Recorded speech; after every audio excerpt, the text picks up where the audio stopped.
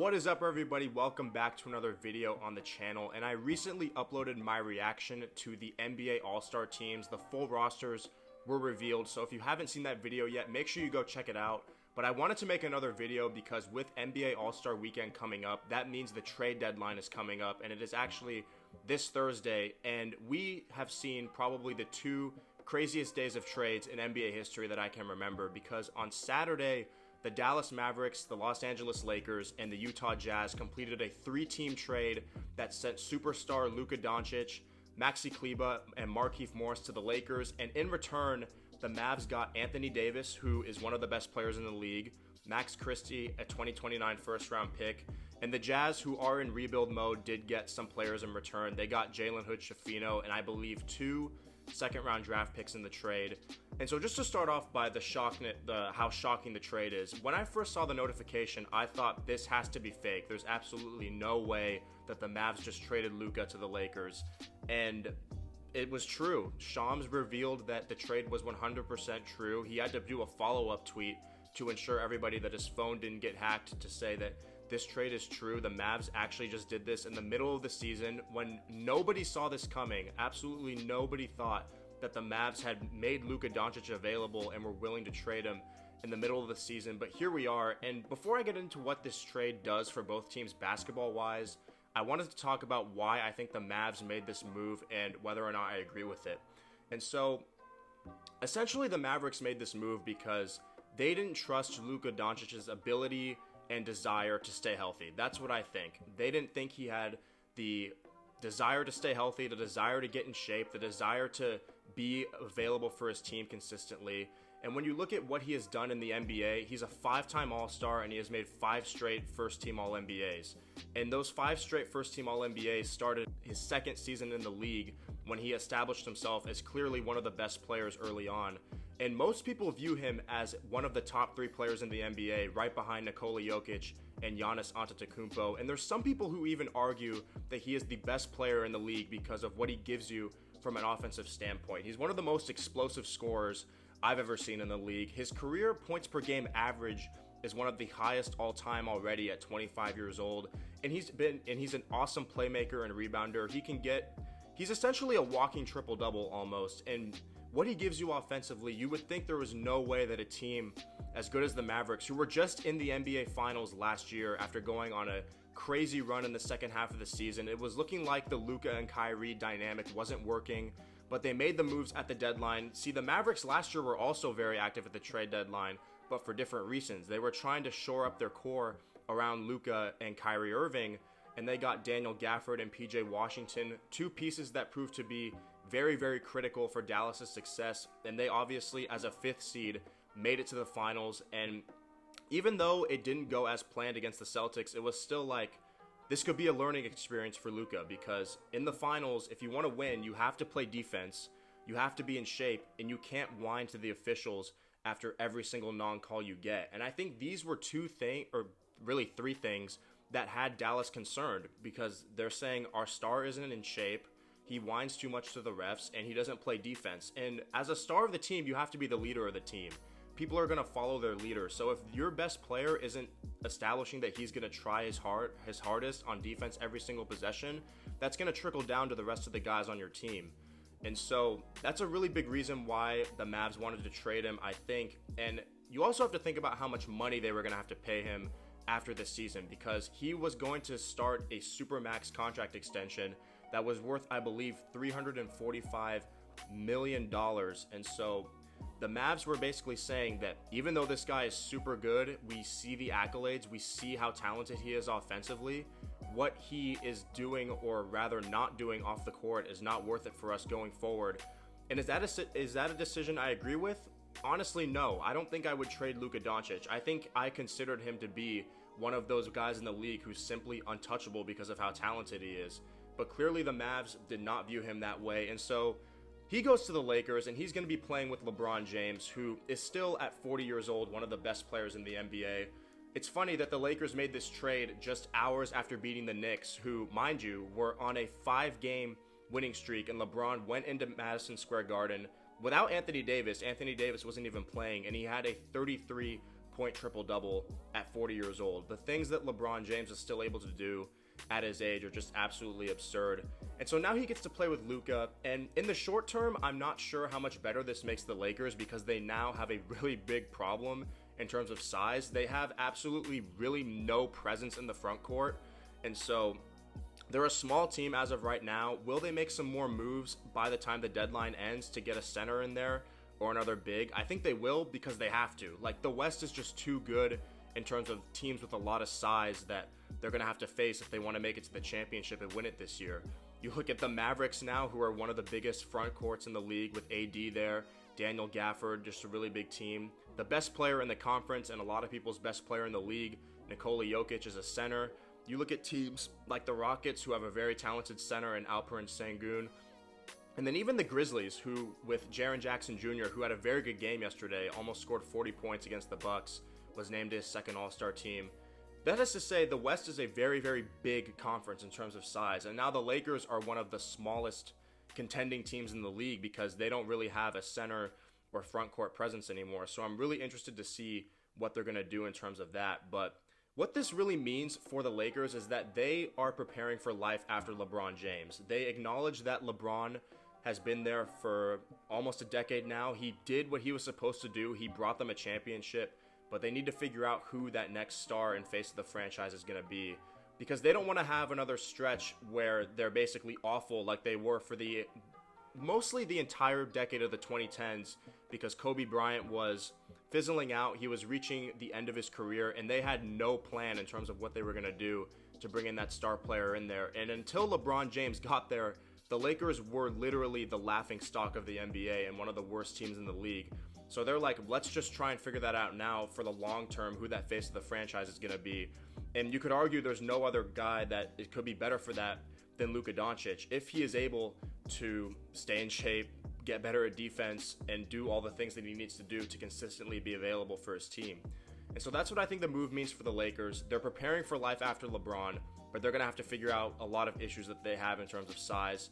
And with the Mavericks, I like this fit in Dallas for AD because AD has been very good this year. He's giving you nearly 26 points a game on like 53% shooting from the field. He's getting 12 rebounds a game, 2 blocks a game. Those are excellent numbers. He's having a little bit of a resurgence in Dallas. And I think that when Kyrie Irving gets healthy, they can be one of the best duos in the league because Anthony Davis is also one of the most skilled power forwards to ever play the game.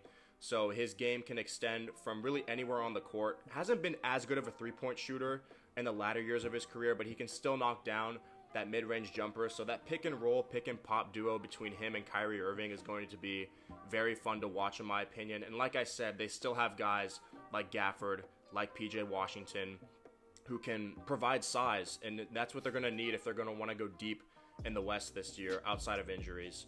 But I mean, this was such a crazy trade. Nobody saw this coming. Everybody, including myself, thought it was fake. And as more reports come out about how this trade went down, if this trade doesn't work out, people are getting fired in Dallas because reports are saying that Nico Harrison, the Mavs GM, didn't even tell Jason Kidd that Luka was available for trade. Didn't even tell him that he was going to trade him, period.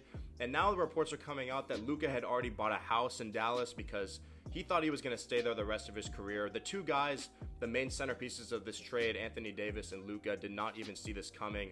And so this trade better work. Like if you're Dallas, you took probably the biggest gamble in sports history because if Luka goes on to win multiple championships for the Lakers and you're stuck with nothing, if this doesn't work out between Kyrie and AD, people are going to get fired. Like jobs are going to be on the line if this trade does not work out. So I'm very excited to see how it's going to work. And I mean, the Mavs took a gamble. Let's see if it pays off. And now it's up to Luka to prove that team wrong because I listed all his accolades already, how good he is, how talented he is.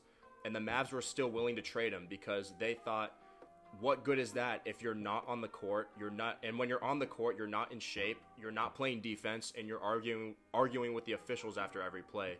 So if this doesn't wake Luka up and make him realize the adjustments he needs to make to his game, to his lifestyle, I don't know what will. I thought losing in the finals would do that, but clearly it hasn't because when this trade was made, their reports were saying that Luka was up to 270 pounds. He's only played in 22 games this year, so he hasn't been available. He's clearly out of shape, and so maybe this is the wake-up call that he needs to really maximize his potential as an NBA player, because I think if he does get in shape, does put in effort on the defensive end, there's no reason why he shouldn't be able to win multiple championships in this league. And so that's my thoughts on the Luka Dončić and Anthony Davis swap trade. Let me know what you guys think about that.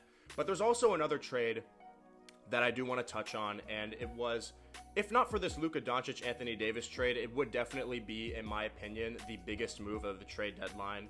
So the Sacramento Kings, who have had a pretty disappointing season this year after signing DeMar DeRozan in the offseason, have traded their franchise cornerstone, another face of the franchise, on the move. De'Aaron Fox has been traded to the San Antonio Spurs, and in this trade, the Kings actually got a lot of value back for him, more than the Mavs got for Luka, in my opinion. They got Zach LaVine from the Chicago Bulls. It was also a 3-team trade. They got another player, and then they got 6 draft picks for De'Aaron Fox. 3 of them are first-round picks, and 3 of them are second-round picks. And so now you have one of the most electric duos in the NBA, another Texas duo in San Antonio this time, between Victor Wembanyama and De'Aaron Fox. And I think basketball-wise, this is a great fit. I think De'Aaron Fox fits great in San Antonio because throughout his career, he's been a lethal scorer, and he has also been a very good playmaker. And the dimension that this adds to the Spurs is that they can now play at basically whatever pace they want, because they still have Chris Paul there. And now they have De'Aaron Fox, who is, like I said, one of the fastest players in the league, can push the ball up the floor like really nobody else. And it's going to be a really, really interesting fit with the Spurs, because I think like De'Aaron Fox had in San Antonio, him and Domantas Sabonis were a very good pick-and-roll duo. And that first year that team was put together, Mike Brown's first year there, the Kings were very good. They were a top 3 seed in the West, and they were a Steph Curry masterclass in Game 7 away from making it to the second round of the playoffs. And so when he has infrastructure around him, De'Aaron Fox is a very good player. Don't let those first few years in Sacramento fool you. Those Kings teams were not good. They were terrible, and basketball is a team sport, and you need an infrastructure, you need a system that will work to get guys going. And I think they will figure out a way to make this duo work with the Spurs. Like I mentioned with Kyrie Irving and Anthony Davis, the pick-and-pop, pick-and-roll duo between De'Aaron Fox and Victor Wembanyama should be literally just as lethal, because Wemby is already, in my opinion, the best defensive player in the league in his second year, and he has just as good a skill set as a guy in Anthony Davis, who I think is going to be a very good pick-and-roll partner for Kyrie Irving. Wemby can shoot it from anywhere on the floor. He can get to the paint. He can do literally everything. So I think this is going to be a very good trade for the Spurs. And before I end this video, I'll just touch on what this means for Sacramento, because for a long time, they were one of the worst teams in the NBA. They had the longest playoff drought in the NBA until 2023, when they made the postseason and had home court advantage. Weren't able to win that series, but it was looking good for the future of the Kings, because now you finally have an infrastructure around De'Aaron Fox. Domantas Sabonis is one of the most underrated players in the NBA.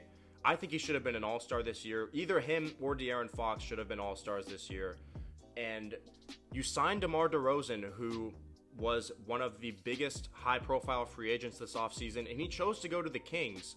When was the last time a marquee free agent decided to go to the Sacramento Kings? I don't really remember. I don't think it's ever really even happened. And so Sacramento, for a little bit, for like 2.5 seasons, was looking like they were going to finally turn things around. And now I think they're kind of stuck, because when you look at what Zach LaVine brings to the team, when he's healthy, he's one of the most electrifying shooting guards in the NBA, because he's really, really refined his game. He's a lot more than just a dunker. That's still a part of his arsenal, but he's one of the best three-point shooters in the league, one of the best mid-range shooters in the league, can score from literally anywhere. And when he's healthy, he's basically a shoo-in for 24 to 26 points a game every single night. And DeMar DeRozan, who doesn't really shoot a lot of threes, likes to operate in the mid-range. You have a guy in Sabonis who's shooting 48% from 3 this year. So Sacramento's shooting did get a lot better, but I'm wondering what is going to be the plan going forward, because now without De'Aaron Fox, you're missing that true point guard, that guy that can get guys in the right spot, make plays, do everything that you need a point guard to do, and they don't really have that anymore. And so I'm wondering what they're going to do. Maybe with all this draft capital, they can make a move and get another guy in there to win now, or they can maybe find a gem in the draft, because I don't think they're going to be bad enough to be in the lottery this year. And if they are, it'll probably be towards the tail end, it's not like they're going to be in a position to pick in like the top 5 and get some generational guy out of college to come in and fill that role that De'Aaron Fox left open when the Kings decided to trade him. So I mean, this is the most exciting trade deadline I can remember in a while in the NBA, and I'm just really looking forward to seeing how all of these fits are going to work. Are Luka and LeBron going to fit together? Because Luka is a very ball-dominant player, and LeBron is a guy who likes to get other guys involved, so I'm interested to see how that is going to work. I'm really fascinated to see if the Mavericks are going to be able to stay healthy, because I think if they do, Kyrie Irving and Anthony Davis could be a very lethal duo. And then lastly, like I said, if the Luka trade hadn't happened, this would have been the biggest move of the deadline. Getting Wemby, another star player. De'Aaron Fox and Victor Wembanyama are going to be a very, very fun duo to watch. And you still have all those other young guys on the Spurs too, like Devin Vassell, Keldon Johnson, all those guys. So maybe the Spurs can make another run and get into the playoffs this year. We'll see if that happens, but let me know what you guys think about both of these trades, because I've already given my thoughts on them, and I'm still really trying to wrap my head around mainly the Luka one, because it still doesn't really feel real that a top 3 player in the NBA, most people think can be traded in the middle of the season. Maybe they should have waited. If you're the Mavericks, why don't you wait until the offseason to get maybe some better offers for him? That's what I would have done. But I mean, like I said, I don't agree with their decision to trade him, but when I look at the reasons that they're giving out for why they did, it's not all that surprising. So let me know what you guys think about these trades in the comment section below. What do you want your favorite team to do at the NBA trade deadline? And like I said at the beginning of the video, if you haven't seen my reaction to this year's All-Star teams, make sure you watch that video as well. Thank you for watching, and make sure to like, comment, share, and find the rest of my content linked in the description.